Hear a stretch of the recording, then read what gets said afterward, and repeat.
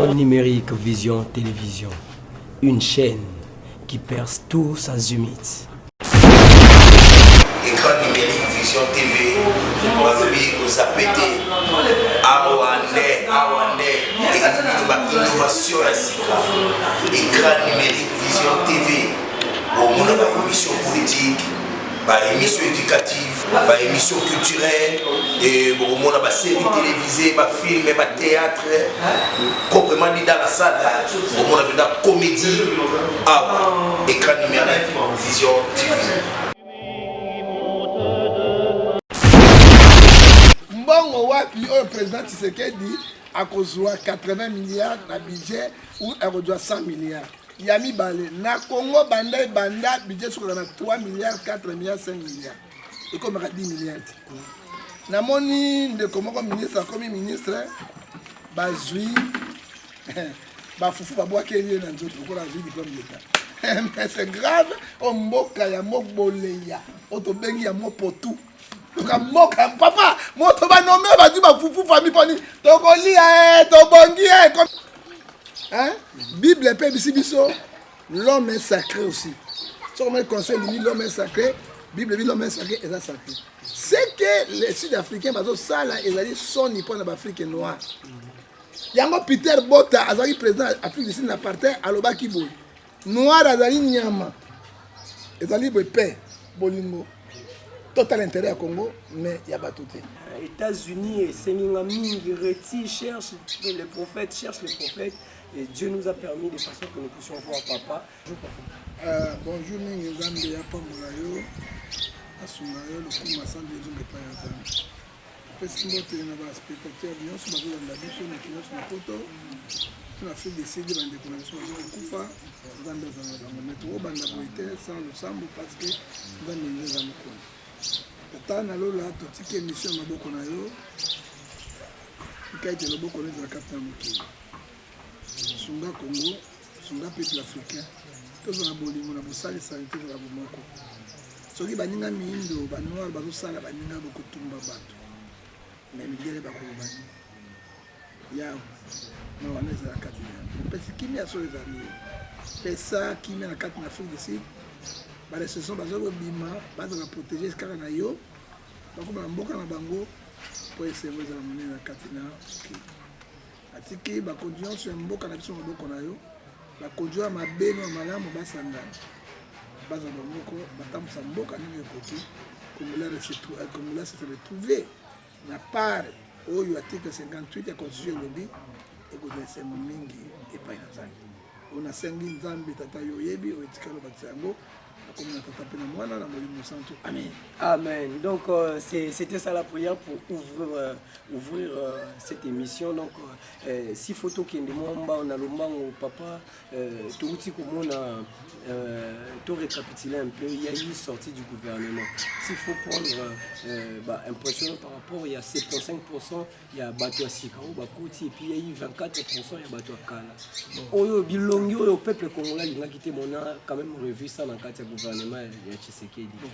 Nayoki ba lobi na cette émission ouais belé car même la question na l'India.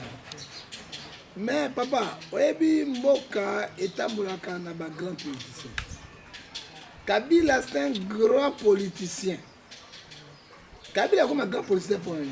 Même un médecin oyo a outi na université.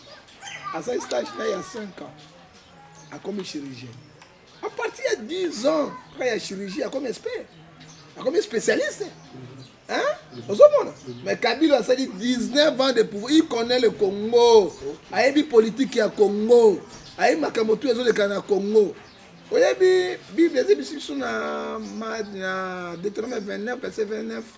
Les choses cachées sur l'internet, il est que la servitude. Mais Bible est osé 4, 6, mon peuple périt pas mal comme constant. Comment les Congolais vont faire la mission dans Bangote? Et puis Bible est Éphésiens 5. To kamati yango na katina 14. Toi qui dors vers toi, l'internet éclairera. Comment les Congolais vont là bazo mona bazo mascader bino boye. Tout le monde a comme il y a peuple se retrouve à côté. Il faut dire la vérité. Moi, je suis un homme de Dieu. Est-ce que le peuple se retrouve à côté? Je ne crois pas. On a bien sorti à gouvernement. Qu'est-ce qu'ils ont fait?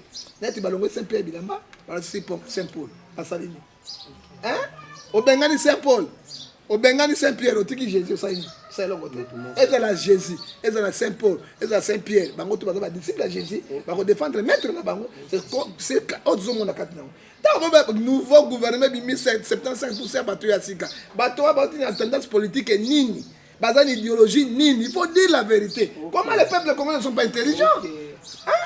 Vous savez, il était politique et mon sanité n'a pas comme un politicien parce que ma camoufle monde est retenu comme un politicien. Il y a Liboso. 75 ministres à Sika et Bimi. Mais PPRD, FC n'a pas perdu dans son combien? Gana 6 ministères. C'est 80% des bangos basimi pouvoir. Toké na parlement, na ebisa bato. Gouvernement comme ça les l'autre côté. Ça n'a rien à voir. Hein? Ce sont les mêmes histoires qui se répètent. Toké na parlement. Parlement basé 355 députés. Basé déjà 85% majorité. Toké na Sénat 99% majorité. Pays état Molaka, président Rosala fort. Sauf qu'à dire a une majorité dans 2 chambres. 2 chambres, où il fait ça. Mais bien qu'on a le Parlement, na Sénat, il n'y a rien. Donc, il y a des gouvernements provinciaux. 99% ils ont bango FCC. Même bon, ils ont dirigé dans bon, ils ont dirigé dans mais n'a pas vu ça battre les lobos. Bon, ça tente dans le gouvernement parce que gouvernement est un gouvernement étiquette. Autorité budgétaire et Mboka et Zalaka Parlement. C'est eux qui décident. On appelle cet exemple. Kabila Lobaki appelle ça encore en Boudi, Moutaba n'a salaire à $250. Baké n'a parlement budget de 6 milliards.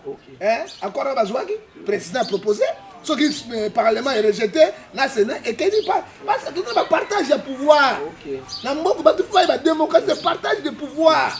Mon tout le monde se rend compte de ce qu'il y a mon ingate. Le président n'a pas prérogative, le parlement n'a pas prérogative, on a prérogative.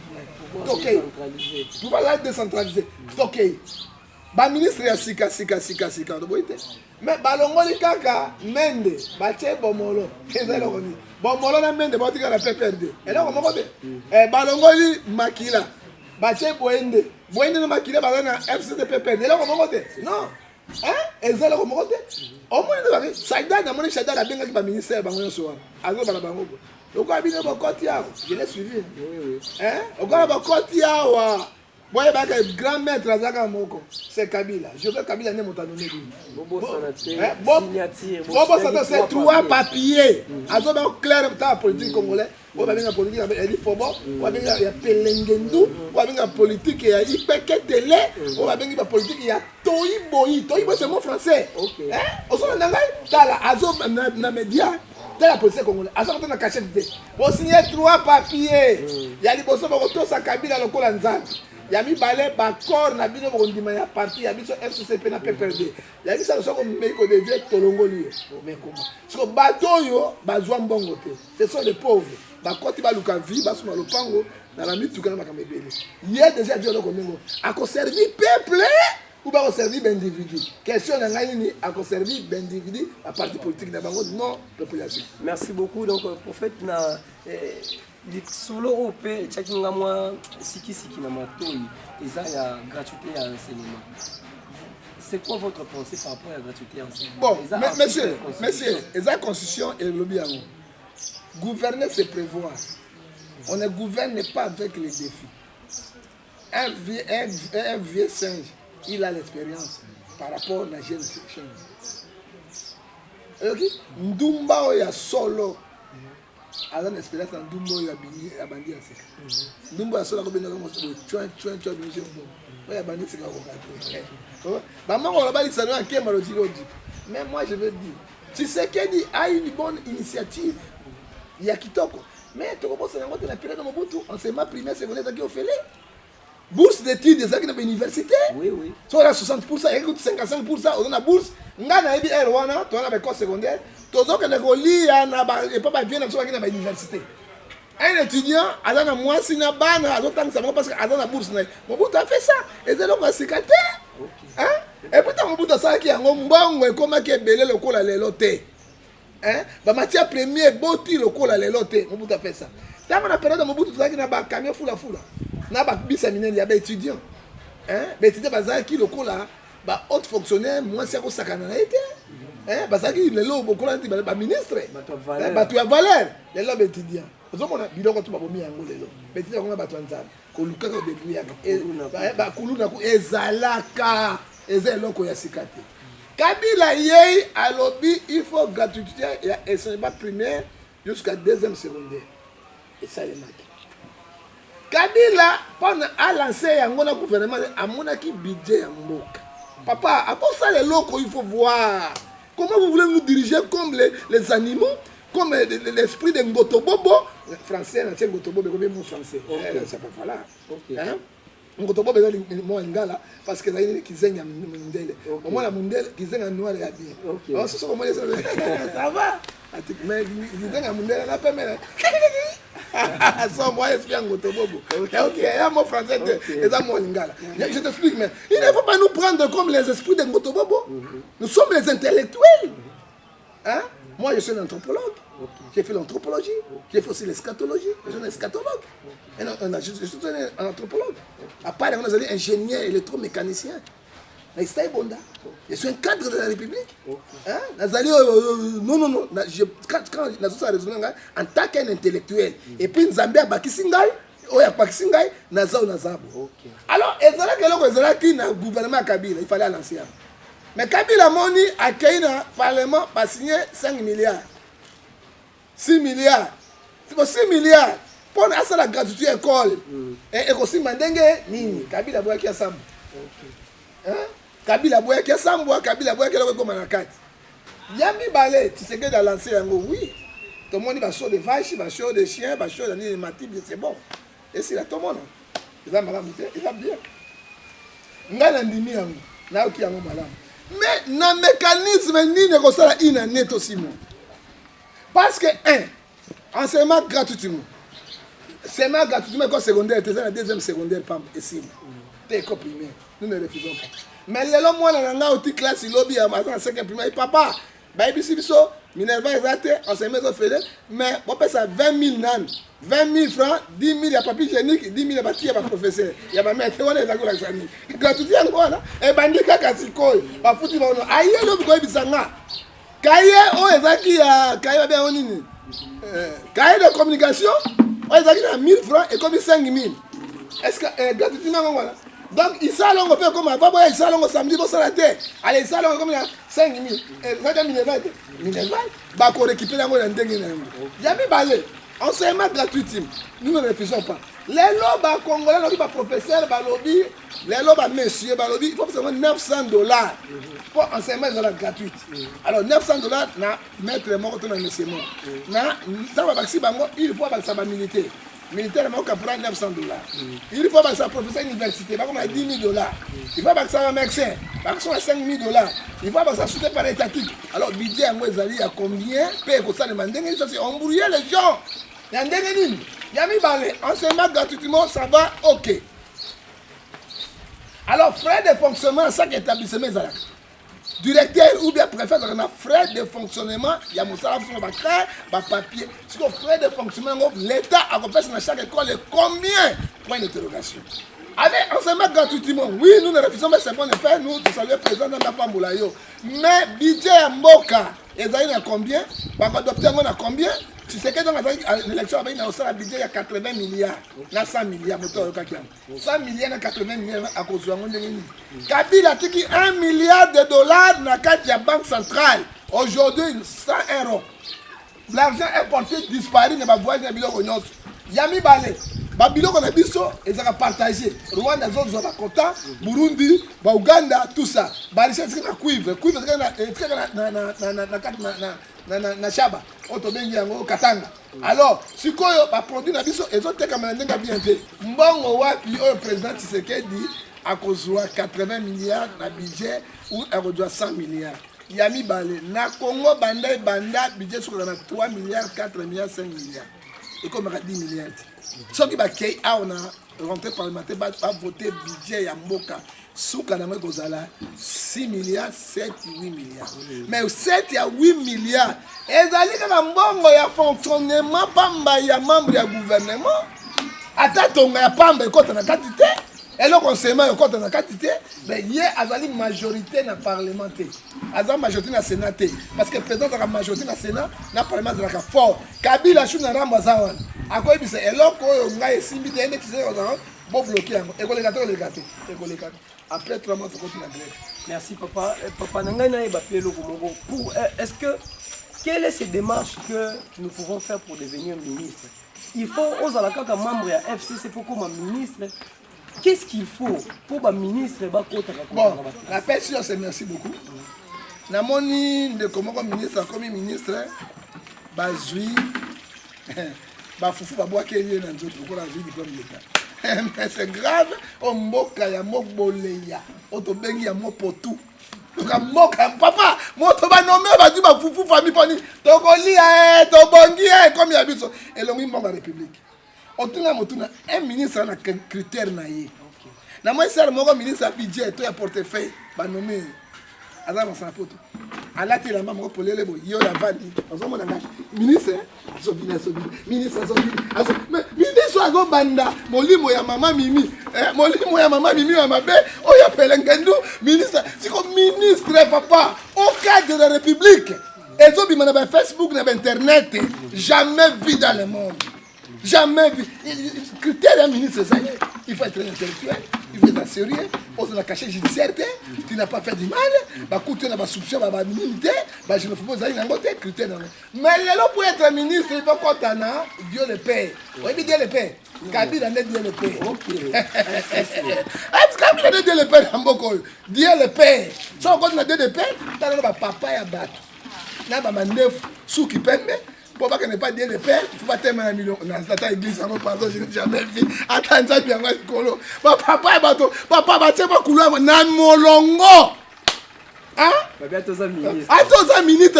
Ça nini. Il faut même la classe. Et puis, ça, Dieu le Père a permis. Tu vas dire, va signer dans notre là. Mais ce qu'on rôle là, tu sais qu'il dit. C'est le Tshisekedi qui est le président de la République. On doit dire la vérité. On doit prendre comme un ministre, il faut qu'il n'ait pas dit le paix. Au Fukami, au côté de la carte de la loge, de la science de Bango, et tu passes. Parce que là, on a 46 postes ministériels. Tshisekedi a 23 postes, 26 postes ministériels. À Kabola, il y a INC. Alors, nous avons plusieurs professeurs à l'université. On va être capable de renouveler même l'économie. Maintenant, il y a des professeurs qui sont karaté. Il y a des licenciés. Tout le monde combien de professeurs bazawan. Bana potu ya mayele bosa ba susu ya minene. Donc on appelle ça exemple moko. Vous avez une déclaration moko avec un verset. Mami Bolumbu. Bomolo. Grand prêtre né. Asali na ba commune na ba commissariat azana mayele ya kole. Pourquoi tu moi c'est ministre de la famille. Parce qu'il a servi ma Belge. A servi ma Belge, a servi ma Français. Hein? A servi ma moyenne, parce qu'il y a un Congo pour y battre. Dans le lobby de Soussou. Mami Bomolo, Bolumbu, Nanverse, grand prêtre mère. C'est pour boy, salam au Kirinayo. Merci, papa. Tu es dans le Congolais, tu es dans le Congolais. Tu es dans le Congolais. Tout le monde est dans la vérité. Tu es dans la vérité. Les alliés malamoutés. Les critères sont là. Un petit. Mais où est là? Ceux qui n'ont pas dit le père était, au lait niaïté, merci papa, nous approchons vraiment lentement sûrement vers la fin de cette émission. Il y a ma petite phrase papa, on met le délégation par rapport à l'affaire Afrique d'ici, au bateau étranger, et puis on chité directement un message fort au Congolais, nous sommes dans le passage. Bon, message fort dans l'Afrique du Sud. Constitution et la République Nabiso, dans l'article 16, l'homme est sacré. Hein? Bible et Biso, l'homme est sacré aussi. Si on met le conseil, l'homme est sacré, Bible dit l'homme est sacré et ça sacré. C'est que les Sud-Africains, ça là, ils ont dit son nippon en Afrique noire. Il y a un Peter Bota, président de l'Afrique du Sud, n'appartient à l'Obakiboui. Noir azali nyama ako se diriger hier mon côté pour pas que ça n'a pas haine na ko bomana ba jalousie c'est que nous voyons aujourd'hui. Les autres de l'Afrique du Sud ezali son n'est pas mindele. Nous sommes pas noirs tolingana C'est que la Bible nous dit, dans 1 Corinthiens chapitre 13, verset 1 à 4. Hein? Même ceux qui ne sont pas minoko ya sika, nazangi bolingo, nazali pamba. Même dans une autre on a display biloko nyonso, nazui même tout on a mis tumbi nazangi bolingo, nazali kaka pamba lokole mbongo les autres mbongolo, okopolo lolo. OK? Okopolo lolo, o bibi elobi na ngai papa. Bible dans Matthieu, dans 1 Corinthiens chapitre 13, verset 4, l'amour est passion. L'amour est la beauté. Hein? L'amour couvre toutes les fautes. C'est que Proverbe 12, verset 12, 12. Mais c'est que moi je vois de mes frères noirs, Afrique du Sud, hein? Bazo bomba étranger, bazo tumba bateau, bazo bimsa bateau, ezalakate, yango moni mindele l'apartheid. Bah bomba qui bango parce que la sauvagerie na bango, ce sont des gens sauvages. Baza ba inhumains, ils font des choses inhumaines. Baza batouté, ils n'ont pas pitié de personne. Yango mona qui mindele ba bomba qui bango à cause na ba haine na bango. Ceux qui bango se caparer toko tombuka, ba tombuka ba continue na bango. Ceux qui gestion ma c'est pouvoir. Hein? Ba président bango bazali pourquoi na ba innocent. Hein? Ezali malamute na plaira ki mingi na kolela na ba acte en tant qu'homme de Dieu qui a l'amour. Parce que nous avons prophète qui a Congo. Je suis prophète du peuple, il y a Mokili Mobimba. Hein? Dans les lacs qui sont en Nigeria, dans les lacs qui sont Congolais, Ngambo, Congolais, ils sont Mokili Mobimba. Ezali Malamute. Il y a un peu de bateau, batanga kate. Bazulu batanga kate. Il y a comme une kata. Il y a comme une kata. Il y a comme un Zulu boutelet, une kata. Il y a comme un papa. Et donc, à présent, Burundi, Kourouzi, il y a comme un parce qu'un homme, hospitalier, nous vivons avec les gens, on n'a pas de problème avec les gens, on a l'amour avec les gens, mais les dirigeants ne sont pas mauvais. Le pays est riche, les dirigeants sont mauvais. Alors on a bien des compassion, ensemble, Afrique, je suis pour le président Kagame. Alors un pays,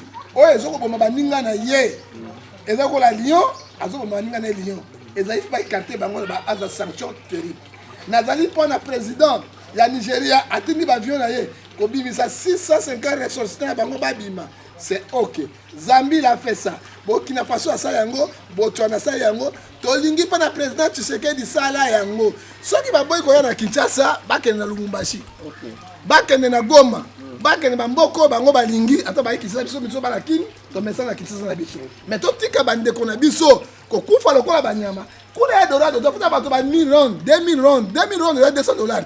Ah salaire $200 zaliate salaire $500 ba futa bato bena kisa sawa les gens vivent ah to ça bien na tamora na carte ta mama kolote na na kisa sati ah soko que pe inter kuna kwa motoli afrique à part pe mu kilezaka bo na poto basiraje mindele bazali vie ezandeke mo ba kochal bazali quand tu ne travailles pas ce que dit la Bible 1 chapitre 3 verset 10 à cette aliate ba bongisa ba salaire misa ba sanga tout ici ezali ka ba misala ba boîte petoni na kisa sawa misala nini ya ba gardien otobenga ba protecteur ezali wa soko tu vas salaire $700 $1000 ba ko kende kunate il faut se trouver ici ba ko la famille na bango parce que mbongo na poto te mbongo za na Afrique et là il va président la biso ya ba africain ba zo ba mboka lokola mboka ba koko na bango le mboka ko ya ba tata na bango ba tikela bango lokola royaume il fait ce qu'il veut et ce qui est mauvais.